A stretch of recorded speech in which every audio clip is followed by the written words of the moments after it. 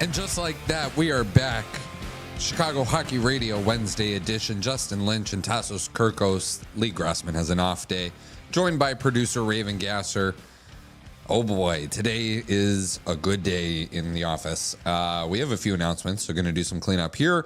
But coming off a really nice Hawks victory last night over the Tampa Bay Lightning, thanks to everybody that tuned into the post-game show. That also featured myself and Justin here. So Lee's got it easy this week, man. What's he doing?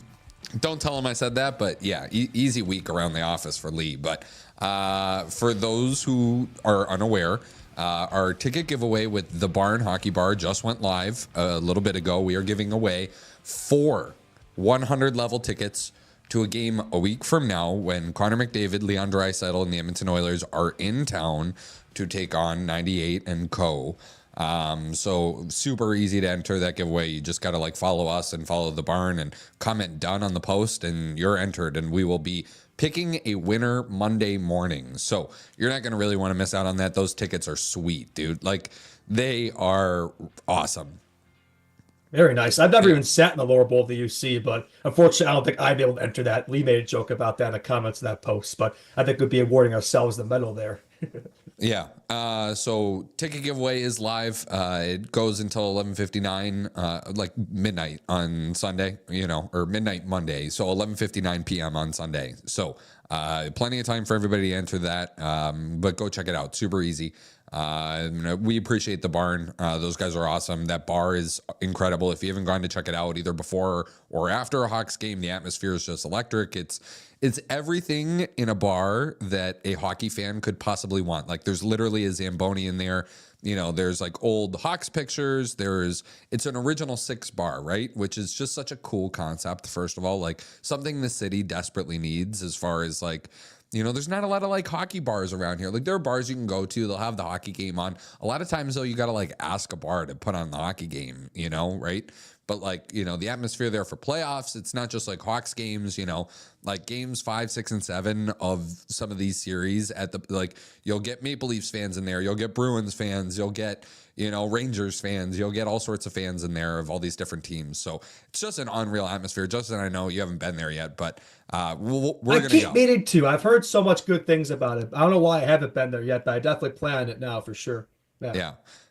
So thank you to them. Really looking forward to it. I think we're going to go down there too. They're doing a 4 Nations face-off watch party for the USA-Canada game on that Saturday. Ooh, that'd be a good time to go. So I know we talked about live streaming that game. So I think though we're going to live stream some of the other games and we'll end up at the watch party for that one. So, but those guys are awesome. We're going to do some work with them in the future too. And, just, appreciate Spencer and all the guys out there. It's a lot of fun. Yeah. Shout out to Spencer. Yeah. He used to coach me at Ignatius Wolfpack, hockey high school. So yeah, good guy. Should have also mentioned, we announced this on Monday too, but we will continue to announce, Wednesday, March 5th, another Wednesday, but a month from this hockey game out, game against the Ottawa Senators. We will be in person live streaming it from the rooftop. Really sweet rooftop vibes. We're going to go check it out today after the show, sort of get a lay of the land here and, figure out how we're going to do things. But it should be a ton of fun. We've seen a few, a good handful of you guys have already, RSVP'd that you guys are coming. So, we're really looking forward to that. It should be a ton of fun. Discounted beer, all the good things you could possibly want. We're going to be at the top, live streaming the game like we do here in the studio, but it should be fun. Yeah, looking forward to that. So everybody, looking forward. This should be a lot of fun. Yeah. So keep RSVPing, keep doing all of that, and then plug God. I'm almost done here. Just subscribe to this YouTube channel, follow us on Instagram, leave a 5-star rating and review. Spotify, Apple Podcasts really helps us out a lot, especially if you're a new listener here. That's how you can help us. We might have a few more new listeners today because of the giveaway. So if you are a new listener, I have a couple of things to tell you. Do all those things. Subscribe, hit the notification bell so you don't really miss us. Monday, Wednesday, Friday. Next season, we're talking about doing a bonus episode. So, but we're here all the time. And give us 4 listens. That's what I say. You know, we haven't said that like since we really started the show. But if you're new, give us 4 listens, and I promise you, by the 4th listen, you'll be a Chicago Hockey Radio fan for the rest of your existence. So, yeah, let's get into it, Justin. Big win last night over the Bolts. Really Yeah, it really exciting was. hockey game. Like just really, really good stuff. I don't know if we had some cleanup, you know, from yesterday, but you know, I'll throw it over to you because I've been talking way too much here off the rip. It was just a very refreshing game to watch, right? Just, I mean, we haven't really experienced a game like that for a while for the Hawks, right? I mean, just the future showed out. We got the win as well. Just both sides of it really showing out there. Just that goal from Bedsy, man, absolutely ridiculous. I think he needed to score a goal like that. He's had a lot of nice goals this season, but it's like it's kind of funny to think. I feel like he's almost become a little underrated this season by the media, just with the narrative around the Blackhawks and his team. I almost feel like he's become a little underrated. I think he kind of reminded people just how good he is, the things he can do, and that's just a beautiful goal. Maybe the nicest of his career. I mean, that was literally a puck-sized hole, the bare minimum amount of space available to him, and he took it from an unreal angle, almost on the red line there. So just, I mean, even to think to put a puck on net there in that situation is unreal. Not a lot of players would have done that. So, and just the game in general was just a good one to come away with against a team that like the Lightning. Get the Hawks, for whatever reason, they like to play better against the playoff teams, right? This team makes no sense from that standpoint. But a few other things I think we need to talk about though is that hit from Michael Eismat late on Bedsy. I don't know if we talked about that in the post game last night, but what was the deal with that? I don't know. I didn't love the hit. I didn't love the play. Did he get a penalty for it or? Oh, he did. He did. Yeah. Yeah. You know, not in love with it. I don't know if he probably won't hear anything from NHL Department of Player Safety, considering, you know, the standard that it exists, you know.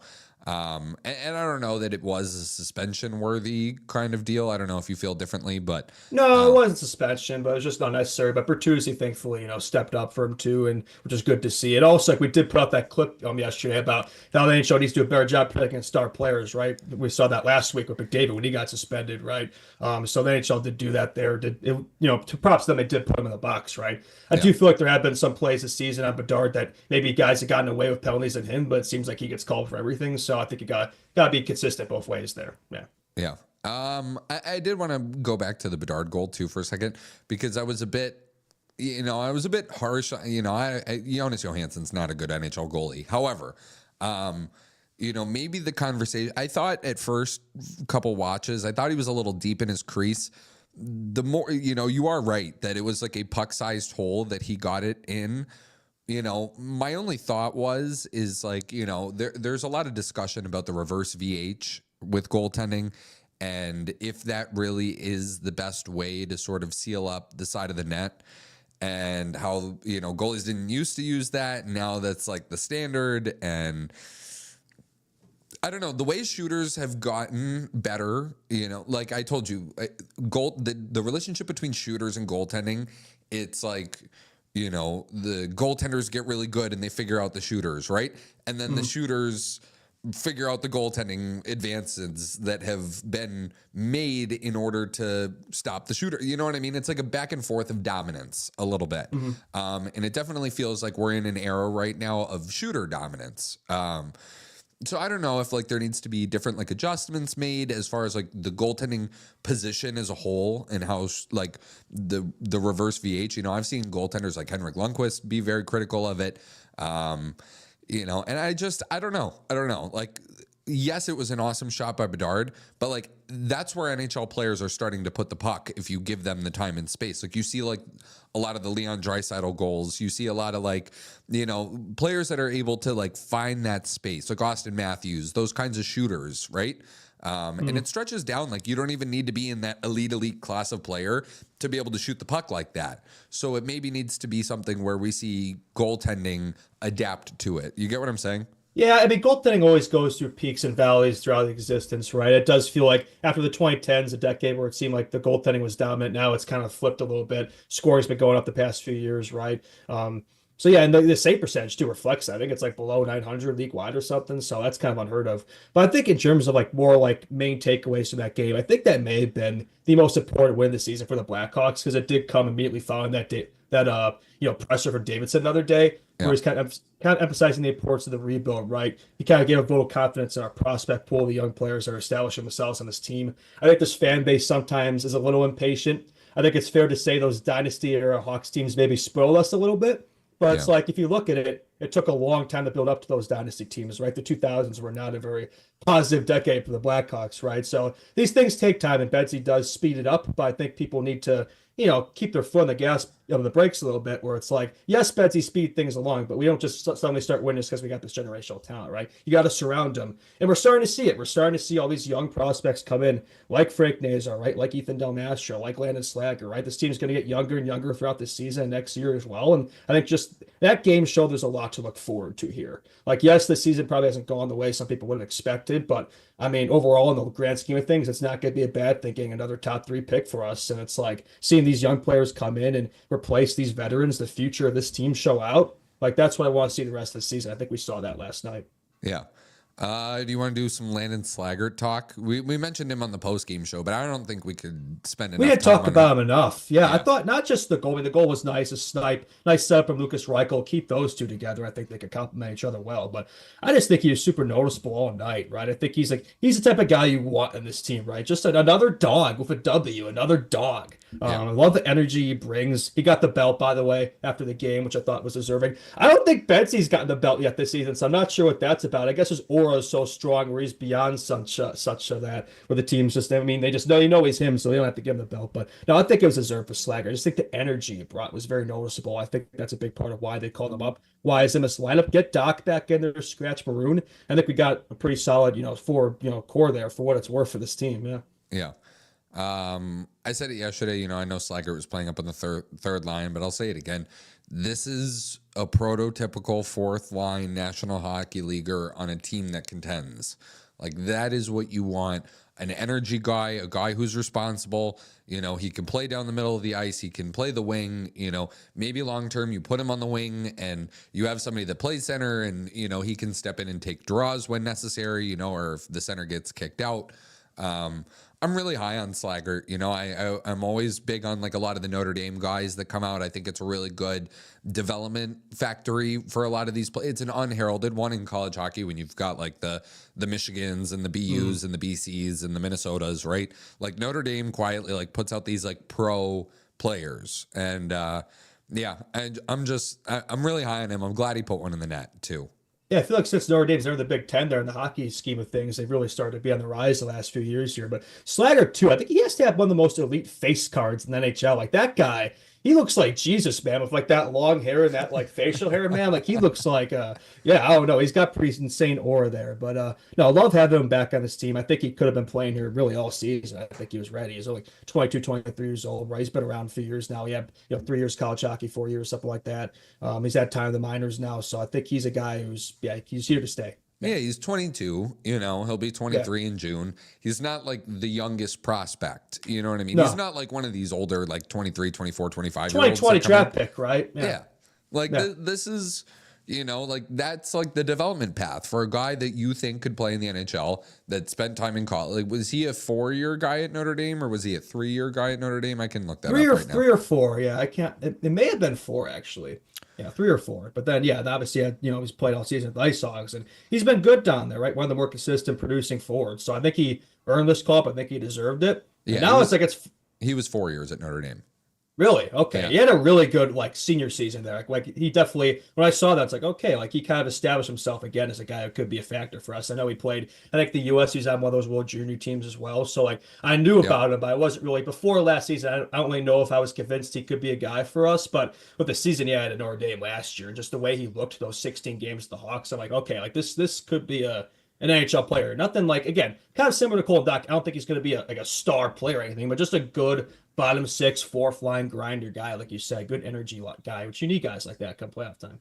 He played at the World Juniors twice, actually, and he won gold at the 2021 World That's right, Juniors. he was on that United team. States. Yep. Yeah, if I remember, he was kind of like the 13th forward, like he was kind of like that X Factor type of player, that team, if I remember correctly. So that doesn't surprise me. Yeah. And then the next year, he had 6 points in 5 games at the World Juniors. He was an assistant captain, too. I didn't even really remember that. Yeah, no, he was an underrated player, yeah, for some of those U.S. teams. So yeah, good to see. He has had that experience, right? It's always good to get in those types of tournaments, right, for young players. So I think he's been there, done that for that regard. So be ready when those moments do come in the NHL.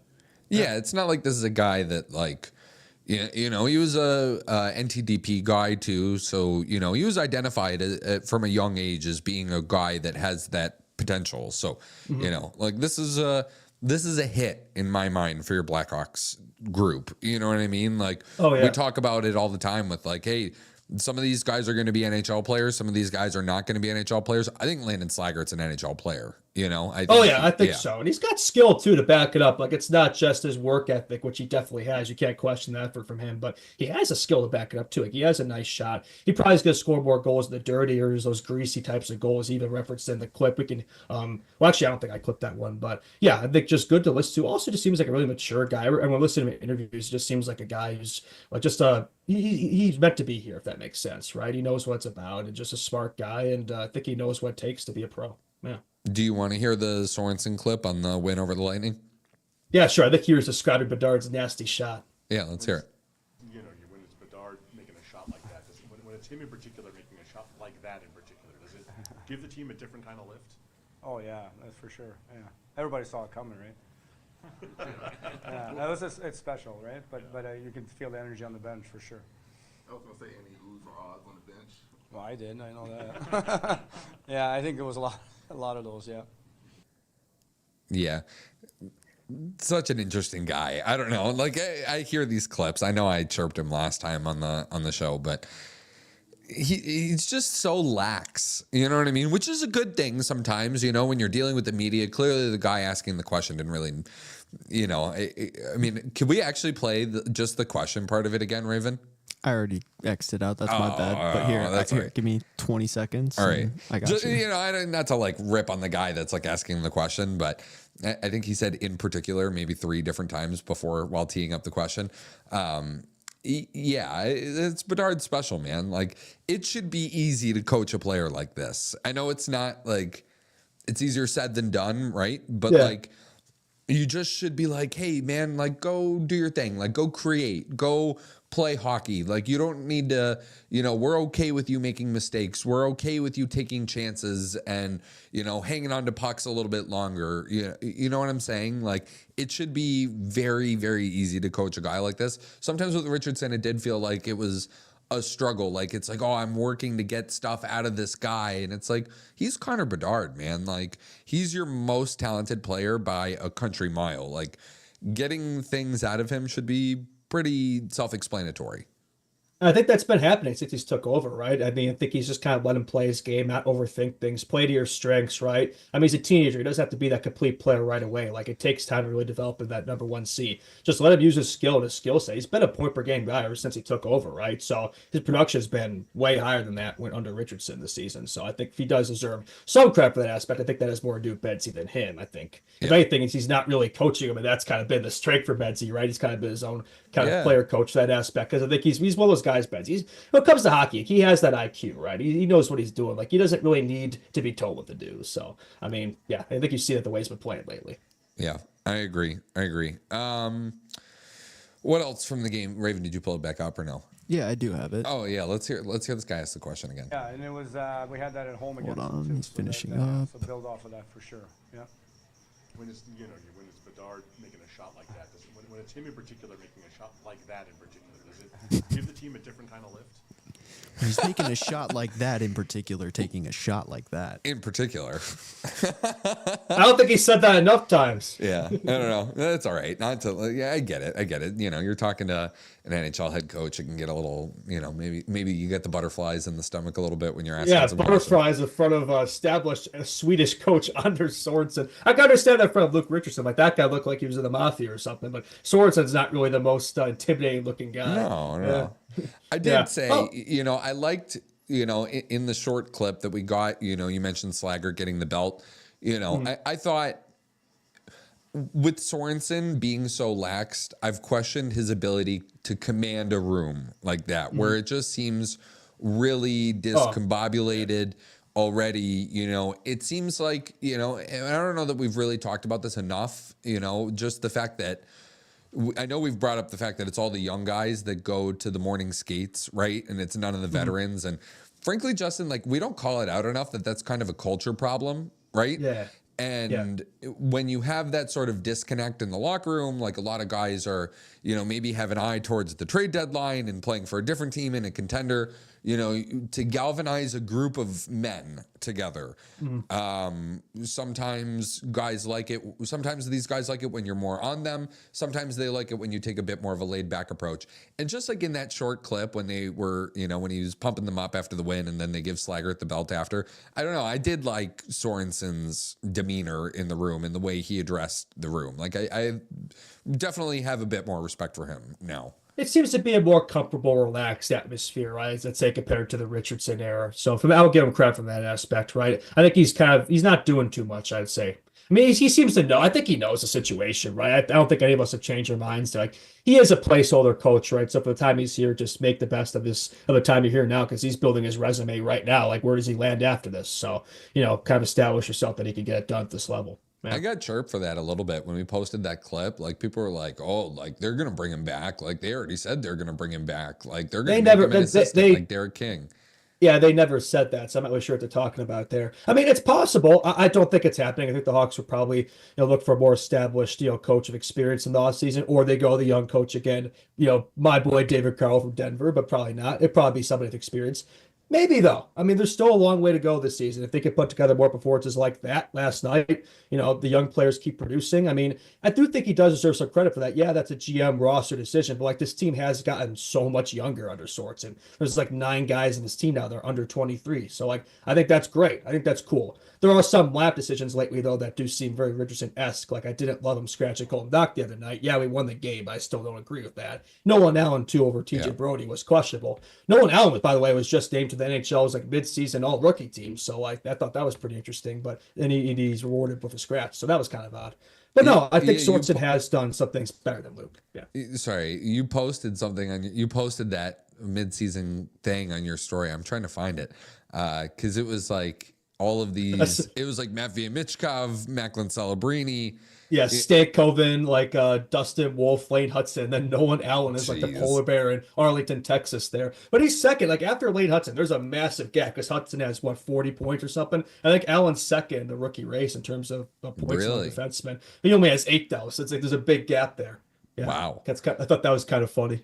Yeah. Is it just like kind of a weak year for rookie defensemen, maybe? I guess so, yeah, unless you're Lane Hudson over there. He's cooking. But yeah, it does appear to be the case. But well, I get some more clips here. I think Bedard had a clip himself where he talks about the ace spot hit. He just seems really unfazed by the whole thing. So if we want to play that, yeah.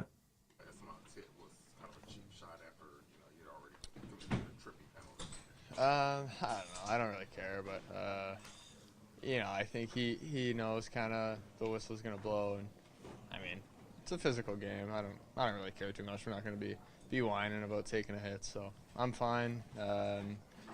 Burke got in there, and that's part of the game, so I don't really care. I like that response, dude. I don't like the hit, obviously, but I like being able to like take it on the chin like that. Not everything needs to be this, hoopla or a story. Yeah, exactly. Like this is just kind of it's a nothing burger, and you move on, you have yourself a really good game. You walk out of Tampa with the 2 points. Like that's a maybe not a Stanley Cup contender over there, but a really good hockey team. And, your team got the better of them. So, let your play do the talking more so than your words, right? Yeah, there's no drummer on it, Betsy. I think sometimes it gets mistaken for no personality, but like that's just his emotion, right? He's all business. He's all about the game. There was another funny moment. I wish I could have clipped this too, but like Derek Ping was asking him after the game, like, how did you know like to take the shot there? This is going back to the goal. And he's like, Betsy's like, oh, I saw enough room for a puck to go in, just all like nonchalant. I thought that was pretty funny.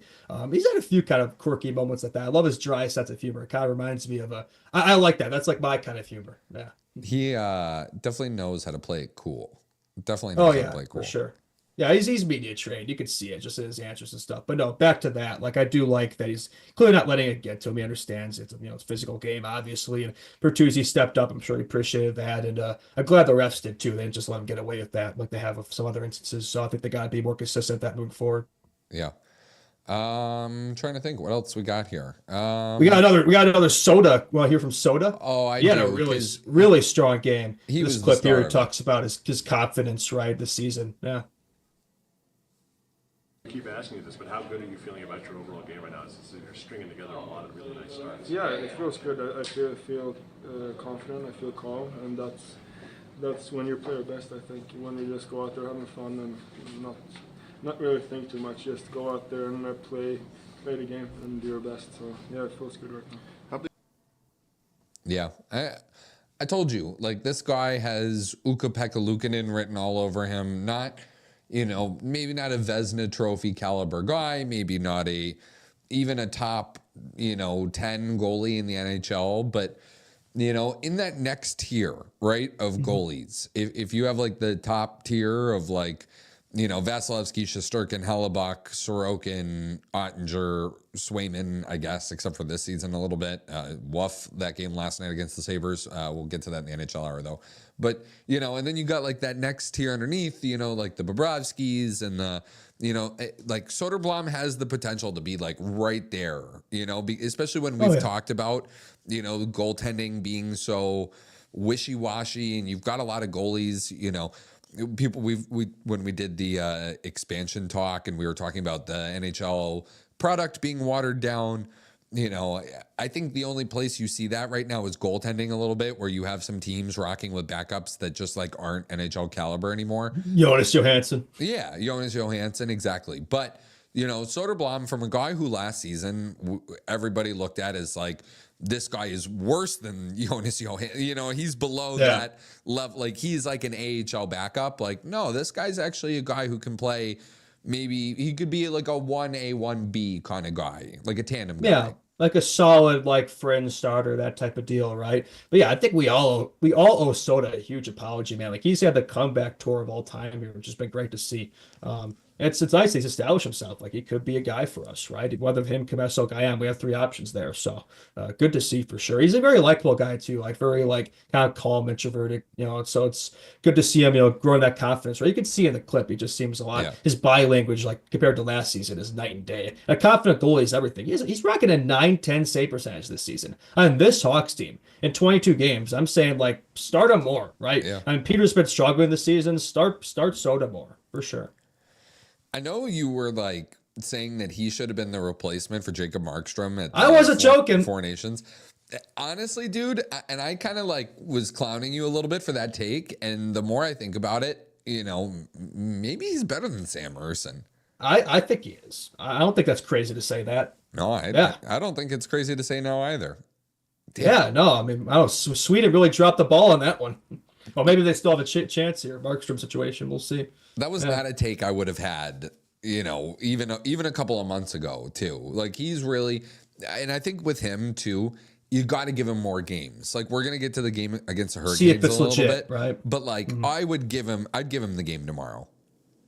Like, I want to see him string a few games like that together, right, for an extended period, right? Not just a couple one-offs every few weeks here because Mrazek's starting more often, right? Let's see him have like a little run here for a few games in a row. Yeah. But even if he has a bad game, like even if you start him tomorrow and he gets lit up, like think about the team on the other side, right? Like, yeah, it's Carolina, right? And they have a lot to play for that Thursday for sure. I'm sure a couple in particular, Taylor Hall will get to. Yeah. You think Taylor Hall has some money on the board for tomorrow?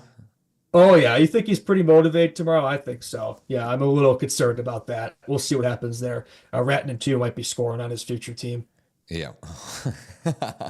I'll keep throwing that out there. We'll get to it. But, I mean, Mark Lazarus seems pretty confident that the Hawks are going to be going after him. So we'll see about that.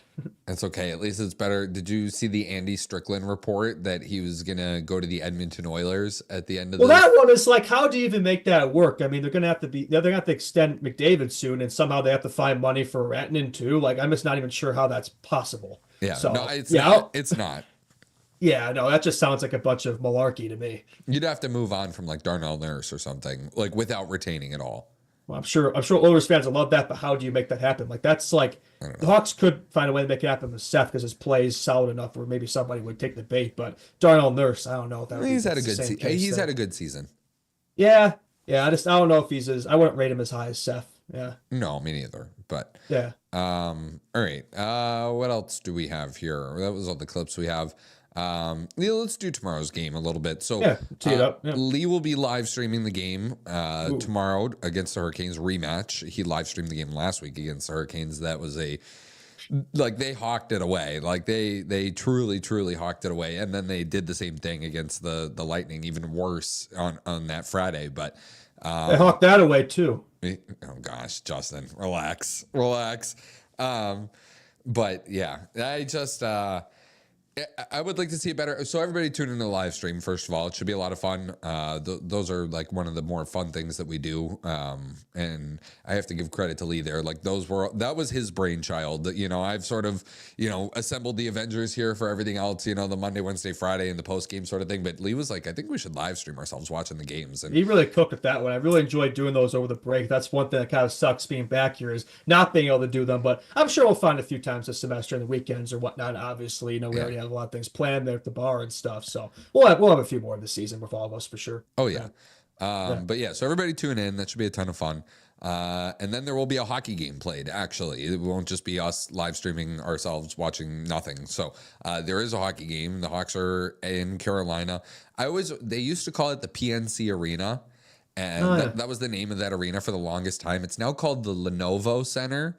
And I always get that wrong. I always screw that one up. But they'll be in Carolina taking on the Hurricanes. Obviously, Monday we broke down, Hall and Rantanen. And, I think anybody that consumes any sort of hockey media has heard their fair share of Hall and Rantanen talk. But yeah, unless they're living in a cave or something. I'm sure everybody knows about it by now, right? Yeah, but now we're going to see it up close and personal tomorrow. Mm-hmm. They've had a couple games now too to shake off the rust, get familiar. They're like, this does feel like, I think they'll be their third game, right? This feels like a game where they might break out there, right? I don't know, especially against a Hawks team that's like, yeah, we're coming off a win here, but the Hawks aren't known to put together consecutive strong performances very often, right? They did beat us last week. So yeah, I'm not really feeling super confident about this game. The Hawks on the road too have tend to struggle. I know they know they won last night, but home versus road has been a different story this year. And Carolina's obviously, you could argue they're the strongest team on paper now in the league. They're definitely up there, one of the favorites. And yeah, it's gonna be a tough one for the Hawks. Okay, so I have a fun stat for you, and then I want to ask you a question about the Hurricanes. So this is from Peter Baugh. Not Hurricanes related, but trade related and New York Rangers related. And anytime we have the opportunity to dunk on the Rangers, I like to do it. The New York Rangers have the distinction of allowing the first point post-trade to everyone in the Mikko Rantanen blockbuster. Rantanen and Taylor Hall each have assists last night. Their first points as Hurricanes. Jack Drury scored against New York on Sunday, and Martin H. has had 2 assists. That about sums up the Rangers season. That is an insane ESPN stat, but it's true. That is crazy. That's so funny that just happened to play both back to back there, the first 2, and then now they get the Hawks. So that seems about right. So I wanted to ask you about the Hurricanes. Are the Hurricanes the favorite now to come out of the Eastern Conference? Are they the favorite to represent the Eastern Conference in the Stanley Cup final?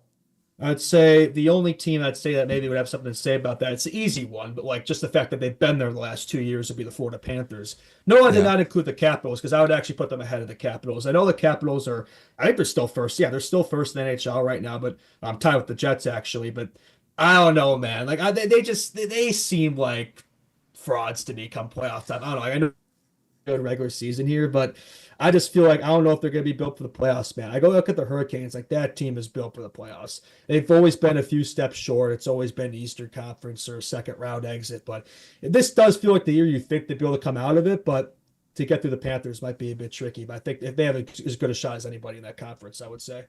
So either the 1 or 2 to answer your question. Yeah. Okay. That's respectable. I do too. My one worry still with the Hurricanes, and I'm a huge Peter Kochetkov guy. I got to be up close and personal with him, chat with him a few times when I was with the Wolves and he was down there. Just a really bubbly guy in the, dog days of a hockey season. His personality can kind of shine through a little bit. And I love the acrobatic style of goaltending. It's not necessarily Peter Mrazek or Jonathan Quick-esque, but it's aggressive, man. He comes out for the wild poke checks and, he's fun, but obviously he can get caught sometimes doing that. And then you have the injured Freddie Anderson behind him, who's, a living, breathing walking boot right now. So You know, Maybe some not a lot of reliability in the crease, maybe, is your concern. I mean, that would be the one weakness for me if I were looking at them as a true and thorough Stanley Cup contender. You know, it's in net, right? And I agree with you on the Florida take. Like Florida's definitely having a down season in the regular season compared to their standard. But I'd chalk that up to maybe a cup hangover a little bit, right? That come playoff time, that probably goes away. Maybe not. Maybe not. They have played a lot of hockey the past couple seasons. Maybe that comes back to bite them. Yeah.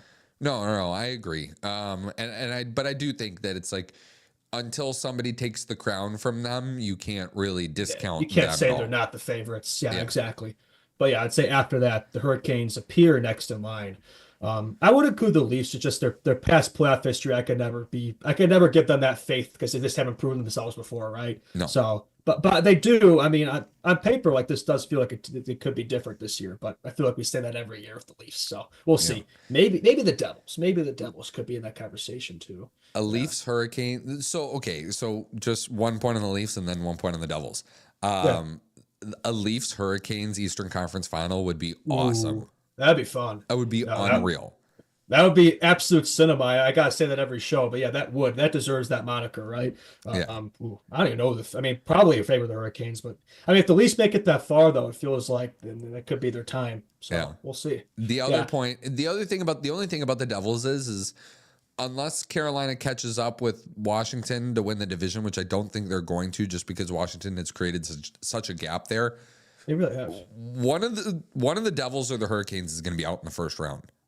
That is crazy to think, and that's just the way this playoff format it gets designed. Where like there's always going to be a powerhouse regular season team that's eliminated in the first round. Maybe some people like that, but for me, it's like I think they need to build on each other, right? That's an argument to go back to the conference format. I know we've discussed that a lot in the show lately, but another reason to bring that up that doesn't really feel right to me.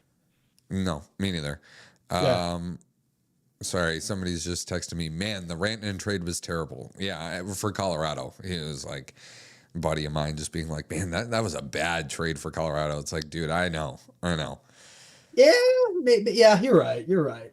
I do think I still don't know if you give Nate just enough credit though. I agree, he's not Mikko Rantanen, obviously, but I mean, he's a very solid player in his own right. He is. My only thing with the deal is how did Colorado let it get to this point? You know what I mean? Just feel like they fumbled the bag there, right? And Rantanen said like we would have been willing to take a discount there. Like, but what does that mean? You know what I mean? Like, what does that mean?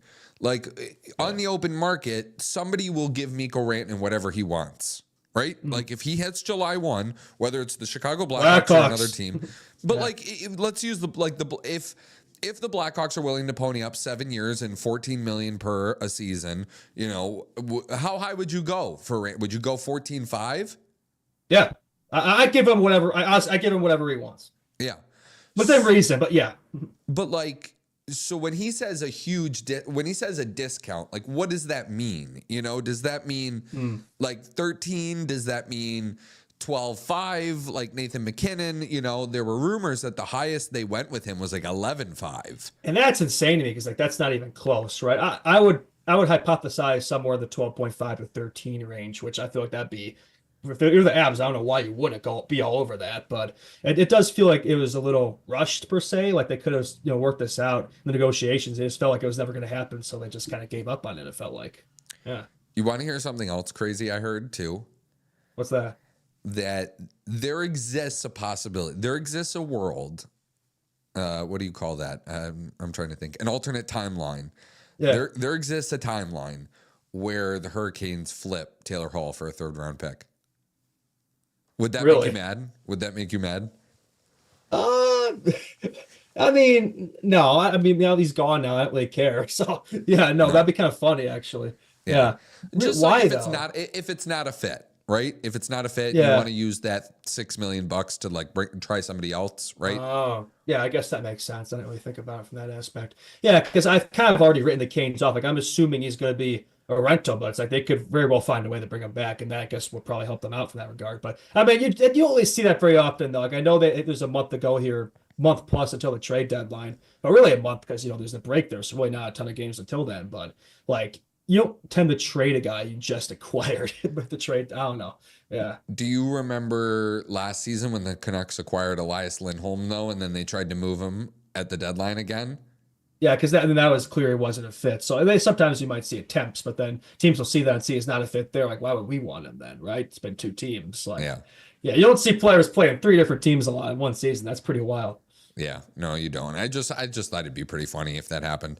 Yeah, Taylor Hall, I feel bad for him. He's like Barron Trump over there. He's always packing his suitcase. He's always on the move playing for all these different teams and stuff lately. I'm sure I feel bad for him at this stage of his career. I'm sure he wants to just find a place to settle down, right? But he's always in the move these days. Yeah. The other thing that like people don't seem to realize, I think, about Taylor Hall was the Hawks didn't sign him to that contract. Like that was the Boston Bruins. That was the Boston Bruins. And we heard, I don't know if we've even talked about this in the show, but probably the Hawks did attempt to reach some sort of like new deal with him, but like he just wasn't interested, and Taylor Hall kept saying how much he like wanted to, it's contrary to what he said, because he made it sound like he wanted to remain a Blackhawk, but yet he wasn't interested in working to some sort of, new deal there. So like the Hawks kind of had to move on from him. Yeah. I don't know. I'm over it. We'll see. But that being said, now he's going to hang up 2 goals, 2 assists on the Blackhawks tomorrow in a 4-3 comeback win for the Hurricanes. So another 4-3 win for the Canes. I couldn't take it, man. In overtime or regulation? Overtime. Another 4-3 overtime loss. That sounds about right. Yeah, I unfortunately can't pick the Hawks for this one either. Not to copy you. I won't say 4-3. I'll say 5-3 Canes. I don't know. I'm not really feeling this one. I think, but this is the type of game though where it's like everything is stacked in the Canes' favor. So this would be the type of one that the Hawks would maybe come away with, shockingly. But yeah, I'm not really feeling it. Did you watch the Pat Maroon Spit and Chicklets interview? I actually have not watched it yet. I do plan on watching it. I will talk about it more in detail on Friday's show. I just wanted to include it in there because I thought it was really funny that he was following up Martin Necas. Like a bit of a mismatch there, right? Going from Martin Necas to Pat Maroon. So I do plan on listening to it though, and I'll give my thoughts on the Friday show. But I'm sure that'll be interesting to hear from him. Did they interview Necas after the trade or before the trade? I want to say they interviewed him before, but don't quote me on that. But I did see some comments before. I saw a little bit of the video, but I haven't gotten the Maroon yet, where it's like a bit heartbreaking seeing him like interviewing before the trade. So I imagine it was before. That's crazy timing to have like interviewed a guy and then he's involved in like this huge blockbuster deal. That's why I assumed he was in the interview, right? It's because they wanted to get his thoughts on the trade and stuff. Too. But it's like, well, that seems so soon, though. You think this guy would automatically right away? That's the first thing you do, go and spin chicklets. Oh, maybe some guys would, but maybe it seems like that was recorded beforehand. So I'll get to that later, and I'll give my thoughts next show. Yeah. Oh, your mother said before it was recorded before, so I guess your mom listened to Spit and Chicklets and we didn't. So wow, there we go. She's doing better than me from that regard, doing her homework, and I'm not not very strong from that regard. Chicklets is just so long, dude. Like it's like 4 hours. I tend to just skip to the interviews of the players. Like I'm not watching all like the other stuff. Yeah. No, agreed. All right. What else do we have here? Although actually, I have a question for you. Sure, not to keep bringing up Marner or Rantanen, but like that does seem to like it seemed like the Hawks are going to have more than enough cap space to go after one of those guys, and like those have been the 2 names we've fooled around in this show. Who would you prefer of the 2 for the Hawks? Yeah, Marner or Rantanen. They're different players, right? Yeah. Like Rantanen's more of a power forward. Marner is silkier, a better passer. They both can dominate games, although it's different, right? Like I would say, honestly, Mitch Marner's a more like he's able to take over a regular season game more than Mikko Rantanen is. But Mikko Rantanen is also arguably one of the best. Able to take over a playoff game. Yeah, like this guy, like he's one of the best playoff performers of this generation. He's outproduced Nathan McKinnon points per game wise in the playoffs. Has he really? Yeah. And that's something real because McKinnon's numbers are nuts in the playoffs. You want to know something crazy? Cale Makar outpaces both of them. And he's an defenseman. That's I can't even fathom that, and that is unreal. That's unreal. But so they're different, right? Like, and I honestly don't know because whatever one of if you were to get one of those 2 guys you're lining them up next to Connor Bedard, right? Oh, like yeah, you're yeah, not that's getting the Mitch play. Marner to not play him with Connor Bedard. You're not getting Mikko Rantanen to not play him with Bedard. So the question becomes, who you think would be the better fit with Betsy? I think it might be Marner. I think You think so? a little bit, just Yeah. with like the way he sees the ice, the fact that like he's been creating with Austin Matthews. Nathan MacKinnon and Austin Matthews are very different players. McKinnon's like, I'm going to charge the puck up the ice and you're not going to be able to stop me. Where Matthews is really good at like finding those sweet spots in the offensive zone where he'll make you pay once Marner gets him the puck. I see Bedard more like Matthews than he is like McKinnon. You get what I'm saying? Yeah, and I think Betsy probably would revert to becoming more of a sniper than a playmaker for that aspect, because Marner would always be looking for him. That's totally Marner's game. Like, he's a playmaker. He can score goals too, but that's the thing with Betsy though. Like early in his career, like that hasn't been the case for him. He has been more of a playmaker. So from that standpoint, looking at think Rantanen's kind of always been McKinnon's always feeding him. So from that standpoint, being a physical dog up there, because he has kind of that frame too, can play that style, could kind of complement Betsy more for that standpoint, right? A Bertuzzi, Bedard, Rantanen, Ryan, I think could be pretty intense. Yeah. When you started asking me that question, I thought you were going to ask if there was a world in which the Maple Leafs trade Mitch Marner this season, like the way that the Avs did with Rantanen. Oh, actually, I haven't really thought about. I mean, I haven't really heard anything about. If Rantanen, we at least heard that he was kind of in talk, so it wasn't a complete surprise. Marner, though, I don't know if we have. So I think the Leafs situation might be a little different. So some of the things I've heard is that they're in conversations with one another. The Maple Leafs are looking to get it done. I don't know. I like it. Like in Colorado, the number with Marner is super interesting, right? Because you have Matthews extended, you have William Nylander extended, and Marner's going to be looking for some sort of pay raise, and that's a guy. And it's so funny that these two players are like linked together, because when Marner signed his last deal, Rantanen's last deal was also up too. But it was Marner that was getting all the media attention and all the scrutiny because of the market. And I know that there are a lot of people that want him to take a discount to stay in Toronto, right? Whatever that kind of looks like to him and the organization, I would advise Mitch Marner to do it. I think that would be if you want to stay in Toronto, but then there becomes a point too where it's a little different, right? Like, what is your intent in the NHL? Like, Mikko Rantanen has already won a Stanley Cup. So, if Nathan MacKinnon is looking at him and saying, hey man, like, you should stay, like, take a discount, like, it's almost like you're being a bad friend, right? Because you should be telling him to like go get as much money as you possibly can. Like, they don't want to pay you, like, go get your bag, right? But with Marner, it's like you haven't won that cup yet. Yeah. So you're gonna really come to Chicago, like, I don't know if you remember, but when he was in RFA last time, there was an offer sheet on the table from the Columbus Blue Jackets, and he turned it down. And it's like, well, no, of course he did, Justin. Like, he doesn't. You think the Toronto boy wants to go play for the Columbus Blue Jackets? Like, no. At that point, like, money doesn't do the talking, right?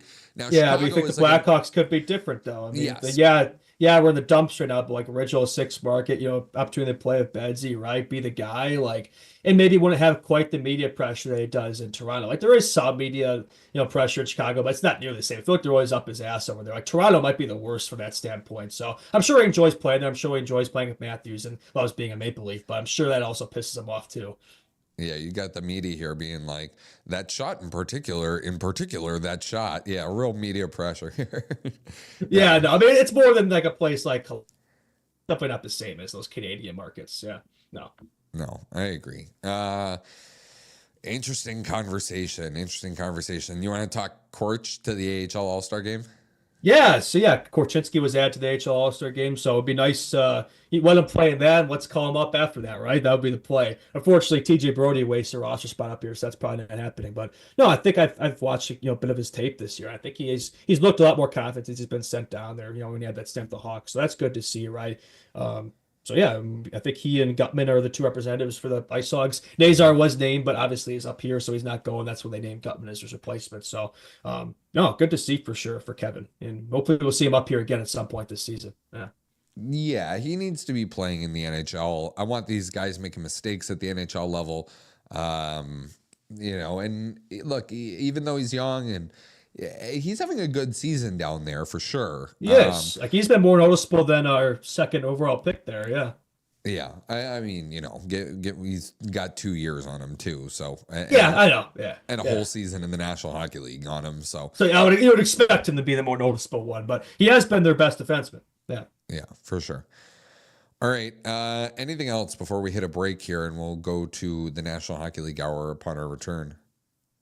Yeah, I mean, I think actually I was gonna say one more thing Hawks way, but I think we kind of tied into the NHL when we get there, so I'll save it for then. I think I'm good. Yeah. Yeah. All right. Ticket giveaway is live with the Barn Hockey Bar. Make sure you RSVP to our live show at the link in the description of this episode, both on YouTube and whatever audio platform you are consuming this podcast on. Please subscribe to this YouTube channel. Follow us on Instagram. Leave a 5-star rating and review. We'll be right back with NHL Hour.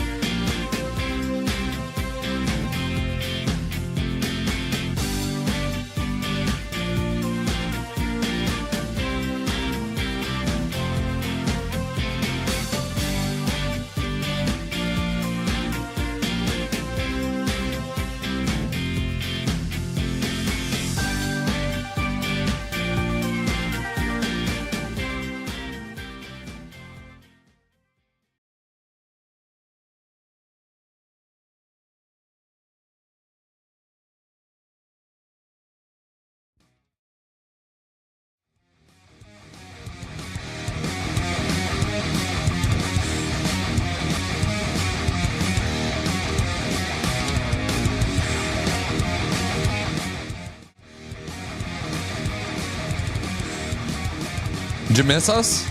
Right back at it. Justin Lynch and Tassos Kirkos bringing it to you live. Chicago Hockey Radio. Welcome back, everybody. NHL hour. We have plenty to get to. Probably more in this hour than the Hawks hour. But there's so much to discuss. So much room for activities. Hat trick night in the NHL, including the rare double hat trick in Buffalo. Sabres blow out the Boston Bruins. Wyatt Johnston also a hat trick and a comeback win over the Vegas Golden Knights. Which one was the most impressive to you last night? Well, it's got to be the double hat trick. I mean, you don't see that very often. I was just thinking, when was the last time it's happened to the Blackhawks? I actually recall it was the 2021-2022 season against the New Jersey Devils when Brandon Hagel and Patrick Kane had a double hattie that season, if I remember correctly. But yeah, that's just not something you see very often. I think it's the first time for the Sabres that's happened since like 2008, I believe was what I saw. So yeah, Peterka and Thompson there. They dropped a touchdown on the Bruins. I'm not really sure where that was last Sunday there against the Chiefs. They could have used more touchdowns. But yeah, for Buffalo, yeah, it was a pretty strong game for them, to say the least. Did you hear the Boston Bruins play-by-play guy that was like, that's the touchdown that Buffalo needed last week in Kansas City? Yeah, that's where I got that. That was not my joke, but yeah, that's pretty funny there. Yeah, no, that's a great one. I said this to you before we started the show. All of the goals, I know the last Peterka one was into an empty net, but they were nasty. They were all nasty. And maybe we can start with this too. Tage Thompson is, I say this about a lot of players that they're one of my favorites in the NHL, but when Tage Thompson looked like he did 2 seasons ago, that was my favorite player in the NHL. He was so dominant that season, right? I think he just play like that more consistency because he's a guy who could literally take over a game and win it by himself when he's on. He's just not always on. Yeah. That's the thing. Just the consistency sometimes isn't there. I know last season maybe he was dealing with some other things, playing through some injuries, whatnot. But this series, for the most part, I'd say has looked a little more like himself. But not quite, the season, 2 years ago though. Well, not quite. But last night was that season that he went. Remember, he had a 5-goal game. I forgot who it was against. Right, yeah. I think it was against Columbus or something like that. He put in 5 in the net. Right. But dude, he was flying all over the ice, and he has one of the hardest shots in the NHL too. I remember there was a clip from Austin Matthews saying they asked him who your favorite player to watch is in the NHL, and he's like Tage Thompson. Well, he's just so intriguing. It's he's a good skater, he's fast, and he's got that just tremendous size for a forward. You'll see some defensemen with that frame, but you don't see a ton of forwards like that, and with the skill that he has too. He was always a guy. It took a while to get going. It's easy to forget that a lot of people wrote him off, but it's he always had the potential if he could find it right, and he clearly has. He's established himself as a starter the last few seasons for sure. Yeah. Let's stick on the Sabres here for a second because Peterka also got the other hat trick. He's phenomenal, dude. That whole German class, that was the year, and keep in mind, he was the 3rd pick. And, I know Luke, we're fans of Lucas Reichel here and all that, but, Reichel was rated ahead of Peterka, and Reichel was 17th and Peterka was 33rd or something like that. Yeah, and you look back on it and it's those guys probably should have been flipped. Yeah, I mean, I love Lucas, but yeah, Peterka, his game seems to have translated a little bit better than NHL. And that's no disrespect to Lucas. I think he's going to be a fine NHL player. Maybe not the star that we envision, but I still think he could be effective, middle 6 type guy, maybe second liner. But Peterka, that's a top 6, a credible top 6 guy for the Sabres. And that's a young piece there. It's they've had some trouble establishing, that core. That's a guy that you can put in there and say that's a future piece for the Sabres. Yeah, so, definitely shouldn't move on from him. And that's a good win for the Sabres, but this is still a team that's disastrous season. Yeah, they're out of the mix. They're out of they're not making the playoffs here. So in your mind, what needs to happen in Buffalo? Where do you really go from here? Who is a piece? I think those hat trick guys you're not getting rid of Tage Thompson. Oh, that's your core there. Yeah, that's a couple of your cores. You're not getting rid of Rasmus Dahlin. You're not getting rid of JJ Peterka. You're probably not getting rid of Owen Power because he's the number Zach 1 Benson. overall pick. Yeah. Zach Benson, you're not getting rid of. That guy is still really much in the growing stage of his NHL career. He has a lot of runway left in his development, and the Sabres are letting him do that in the National Hockey League, which is good for him probably. Byram seems expendable. I've seen his name in Yeah. a lot of talks, and it's weird because he just got there too. So, but he might be on the move again. But to answer your question, it's tough. Like they're in a tricky situation, same as the Predators, right? 43 points, tied for 30th in the NHL. It's like Woof. unfortunately it's a lost season, right? They're not unless they go on. No. They're not going to go on some insanity run. So. No. What do you do? The Sabres are in such a weird position because they've been trying to come out of this rebuild for so long. They've been stuck in no man's land, and just they need more established talent. I think it's pretty clear, but it's like you don't want to give up a ton of your young core to do that because they've been doing that for all their history. That's never worked out for them. So I think there's bigger problems at play there. I think Lee's brought this up. Like they need a culture change, like a personnel change, something beyond just the roster because this is 13, 14 years of the same thing over and over again. So there's no clear, obvious fix for me, honestly. Hang on to those core pieces that you mentioned, right? But I'm not really sure how you fix it. But like, for a team that's experienced so much turnover too, right? Like, Yeah.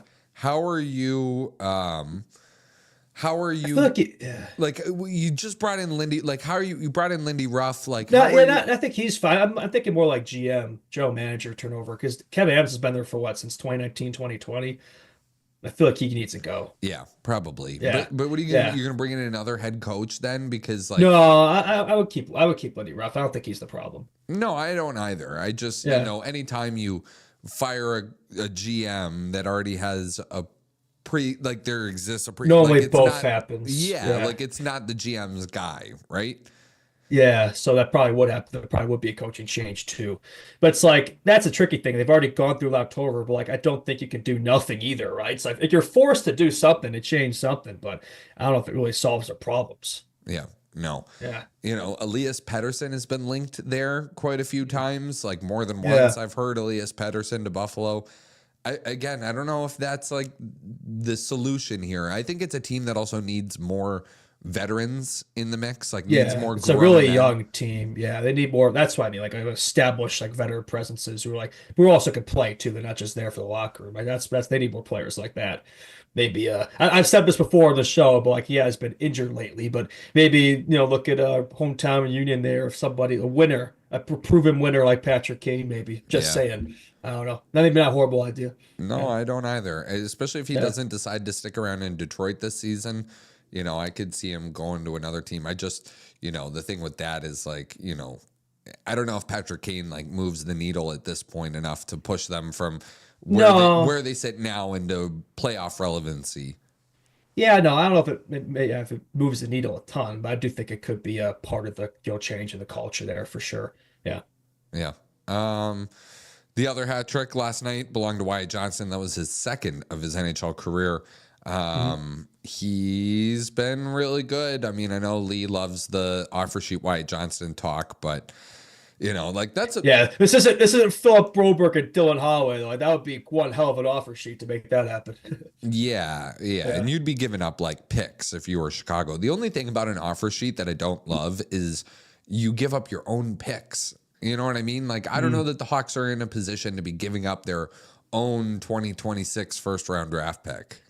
Yeah, well, that's the thing. It's like from one standpoint, we have said we hope that this is like the last big haul in this draft, but like, what if it isn't? What if we are asked again next season? We just totally threw away our chances of getting together. I don't think we really want to be in that position next year. We want to see that progression. We want to be better. We don't want to be basement dwellers again, but it's like, in case that doesn't happen, you just threw away that opportunity. So I don't know if that's something I'd be willing to part with for next year. I know this is NHL hour, not Hawks hour, but have you seen that quote from Bedard that was like, "Oh, who are your favorite players to watch outside the NHL?" And he says Gavin McKenna and Landon Dupont, who's probably he's already looking at the next first overall picks there, right? I wonder if he's throwing any hints there. Probably not. I'm just probably nothing there, but yeah. Have you seen that Landon Dupont kid play? Yeah, he's something, man. He's going to be a generational. Like that's a generational. Like we talk about. I know Lee likes to think that Matthew Schaefer. He's like Quinn Hughes, Kill McCarr. That guy is for sure going to be a Quinn Hughes, Kill McCarr type defenseman. There's no question about it. Yeah. They play each other. I think they play each other tonight in the WHL. Yeah, McKenna versus Dupont. Yeah, that's 26 versus 27 there. Yeah, how about that? And that's WHL Talk, brought to you by Chicago Hockey Radio. I'd probably watch that one over some of the NHL games tonight. They're not really suiting my fancy, but to stick to the Stars game for a little bit, didn't Miro Heiskanen, did he go down with an injury in there? Yes. Game? Did you And see I the wonder, hit? Did you see the hit or the trip from Mark Stone? It seemed a little, well, Mark Stone too, not one of the most well-liked players in the NHL these days, Mr. LTIR man, and now he's, I don't know if that was quite a clean play there from his regard there. It seemed a little dirty to me. Yeah. I didn't like it at all. Like, I'm not saying it was intended, but it was definitely reckless. Yeah. They said it on the broadcast. I forgot who said it on the broadcast, but it's like, what are you doing? Like, that's not a hockey play, man. Like, it's not a hockey play. You're risking injuring yourself too if you're Mark Stone. That's a guy who's been injured a ton, so I don't know why he put himself in that situation. Yeah, I saw some funny comment I saw was like Vegas has put Mark Stone on LTIR and he'll be ready for the Stanley Cup playoffs or something like that. I saw a stat. Apparently, he's never played 80% of his season since he's been with the Vegas Golden Knights. Like, that is pretty absurd. Like, people make jokes about it, but it's true. Like, it literally happens every single season. It's like, and sometimes it does make you think over there. But I mean, I hate that this was like one of the first thoughts I had when Heiskanen went down. Like, obviously hope he's, good and all that, but it's like, if he is out for an extended period there, that's quite a hole in that blue line. There is a certain defenseman who's been connected to Dallas and rumors lately, who's from Texas, by the way, Arlington, Texas. Not to bring this back to the Hawks, but Seth Jones to Dallas. I don't know. I'm just, throwing that out there. We've seen that a little bit in rumors. Maybe that's not totally out there to say. Well, yeah. I feel for Miro Heiskanen, though. Remember, he took that Matt Rempe hit earlier in the season. Yeah. Like, he's just had a tough go of it this year. And that's like one of the more talented, unheralded blue liners in the NHL. Underrated. He's definitely gone a little underrated. My fantasy team will miss him greatly. Yeah. Oh, is he on your fantasy team? Yeah, but no, he's a stud in that blue line. So obviously they'll hope that he'll be back and good because they definitely need him come playoff time. Yeah, and that's also a Stars team that's missing Tyler Seguin still too. So yeah, they're a little banged up right now for sure. Yeah, not ideal. Yeah, not if you're trying to win the Stanley Cup. You gotta think they're gonna be one of the more active teams at the deadline. It seems like with these injuries and stuff, if they prevail, might need a few big ideal additions there for sure. Yeah, I just don't know if they're gonna be able to do it unless they have some cap space. Like, they only have barely under $2 million in cap space. So unless Heiskanen's going on LTIR, and I don't know. There'd have to be some retaining or more third-party deals and stuff like that to make it work. Some more, like, I guess, news to get to before we get into more of these games. I thought this was really funny. Logan Thompson was extended, for the cap 6 by 5.85, but Kevin Weeks is the guy who broke this news, and he did it outside his car and the shoulder lane, the New Jersey Turnpike Highway. Like, this guy, Kevin Weeks, like, I love it. Every time he breaks news, he always is in some, like, random location with some random background. It's clearly been a theme he's kept going there. I thought that was pretty funny.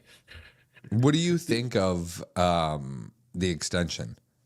I mean, we're going off of recency bias here, but, like, just based off of his season, it seems fair. I know there's some people who think, he's not really, proven. Sometimes giving young goalies those extensions don't always pan out. But, like, I mean, look at the season he's had, though. Like, I think he's earned that. So, I think it's fair. Yeah, I do too.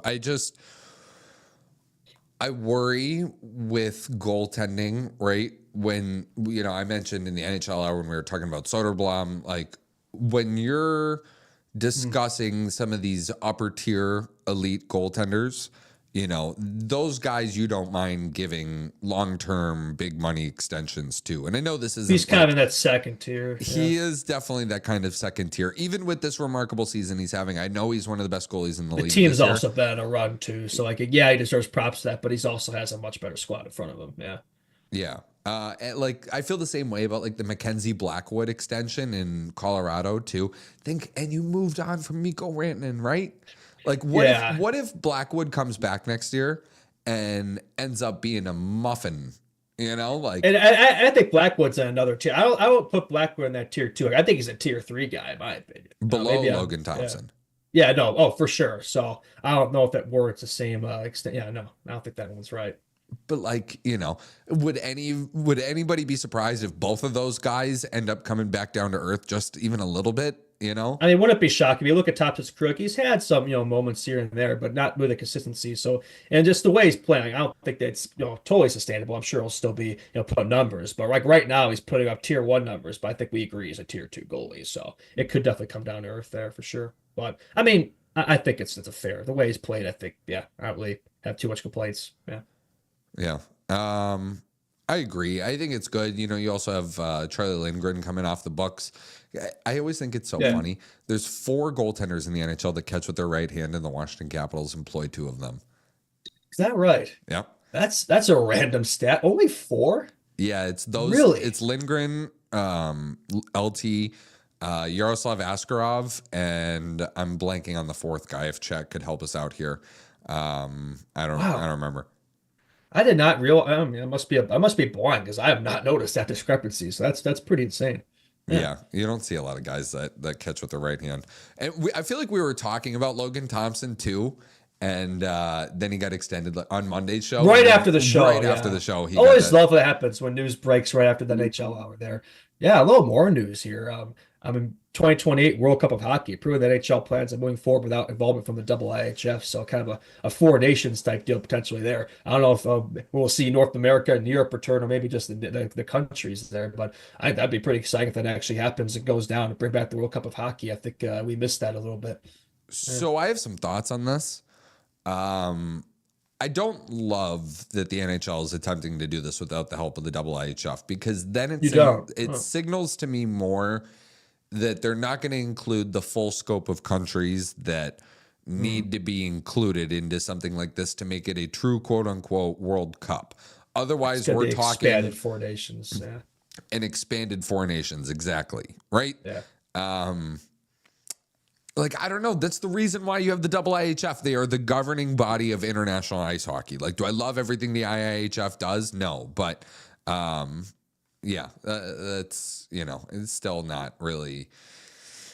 I don't like it. I don't like it. I think it's all about the money for them. Like a World Cup in soccer, right, is about growing the sport. Same thing in basketball too. Like they've really done a good job with expanding the World Cup. You know, the FIBA has more lenient rules than the because it's hard, right? You're not going to get, I experienced this in like Greek hockey, it's like in Italy, right? Like you can't get Italian American dudes to go play for Team Italy at the Olympics. The IHF has eligibility rules where in FIBA you can you got like Karl Anthony Towns playing for the Dominican Republic, and you got, Jordan Clarkson playing for the Philippines, right? And all of these different guys. Hockey doesn't really work like that. But that still means that it is important to grow hockey in these nations. More growth, more eyes means more ice rinks built, which means more access to ice, which means more kids in the game, which means all sorts of things, right? The more likely that you are to develop a player that gets drafted in the NHL one day, plays in the NHL one day. I'm spinning a bit of a yarn here, but I get really heated about this. I get really passionate about this. Like this is something that riles me up definitely. And I look at it, and the 2016 World Cup of Hockey, was a joke. There's more entertainment. Yeah. I mean, there's a bunch of countries in there, or not countries, there's a bunch of teams in there that weren't even countries, right? They're just, it was fun to watch. It was fun to watch Team North America, Team Europe. It created a bit of a buzz. It was different, but that's not a World Cup really. It's like, it should be, your argument is there should be more just nations included in it. Yeah. Yeah. Or at least, there should be a qualification process. If you only want to make it like an 8-team thing, then take the top 6 countries and make the last 2 spots, teams have to qualify for it, have a qualification round where you've got, and it sounds crazy to say, but outside the top 4, Russia should be included. I know, politics aside, international hockey is better with Russia in it. Oh yeah, no, for sure. Then there's Czechia, Slovakia, Switzerland, but then after that, it's you can kind of start making arguments as to which countries that are the permanent every year type deal. Make it a 10-team thing, though, because I agree with you. You can't keep the Czechia and Slovakia out. Czechia just won the World Championships last year, and they're not even. And they can ice a full NHL roster too, so there's no reason they shouldn't. Yeah, yeah. Slovakia, they should be as 4 nations. Yeah, yeah. And Russia too, aside from the politics. Yeah.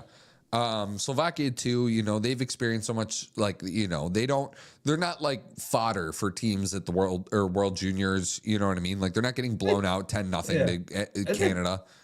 they've gone through dips and valleys, but they seem to be back on the rise. Like they've had a lot of prospects the last few years come through. I mean, they just had the first overall pick a few years ago, Slavkovsky. So yeah, I think they definitely ice a solid squad. They're never embarrassed. They're always respectable, right? And then you got Germany. Look at all the stars they got now. Like they can ice a competent team, and then there's like Latvia, just upset. And Latvia is always around in it, and Denmark, countries like that. Like I mean, it might get blown out by it, but at least they'd be respectable and they have enough talent to ice a respectable squad. Yeah.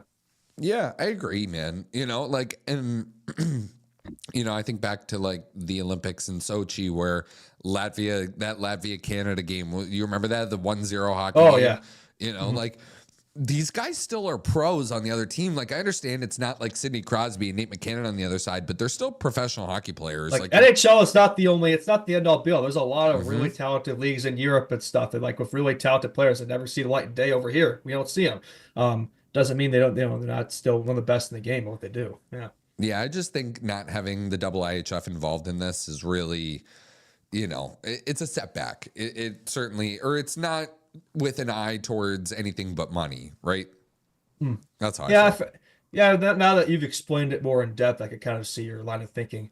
Yeah, it feels like a lot of people are actually pretty excited about that, but now I'm thinking about it where it's like it probably more like a 2016 repeat or like just a slightly beefed up version of this Four Nations. So if that's the case, that's probably not going to be that exciting.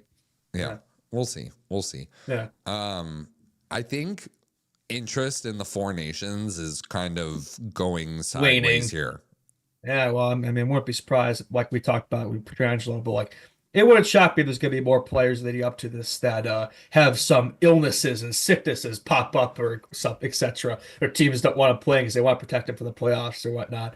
But yeah, just the fact that it's Four Nations, it's like that's not really you have a 25% chance, like 3 or 4 teams technically medal. Like there's not a lot of competition there. I know they're pretty even to be fair, but like I think just the less. To be fair, right? But like there should be more nations represented, but they only wanted countries that I guess could ice full NHL rosters. There should be 2 more, but one of them was out because of politics. And yeah, again, I still baffle by checking is that in it, but yeah, it's not really. I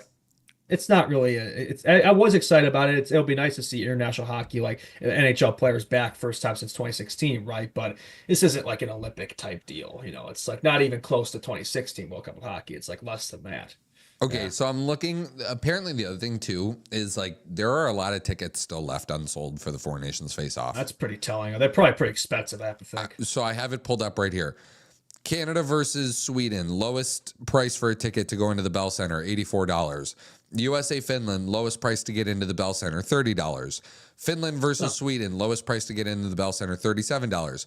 USA versus Canada, lowest price to get in the door into the Bell Center, $250. Oh my goodness gracious. $30 versus $250. I mean, I guess that makes sense because most people attending this will be, American or Canadian, but my goodness gracious. Wait for this. TD Garden, Sweden versus USA, lowest price, $121.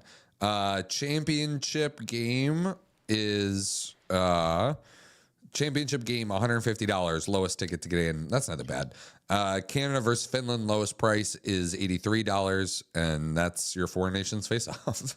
I mean, yeah, like the prices are like more than a lot of NHL games. I mean, maybe not the big markets, but like still. And I don't really know if this like warrants that. This isn't the Olympics or World Cup. Like this is like an expedition. Like this is like let's call this what it is. Like this tournament is entertainment. Like that's what it is. Like honestly.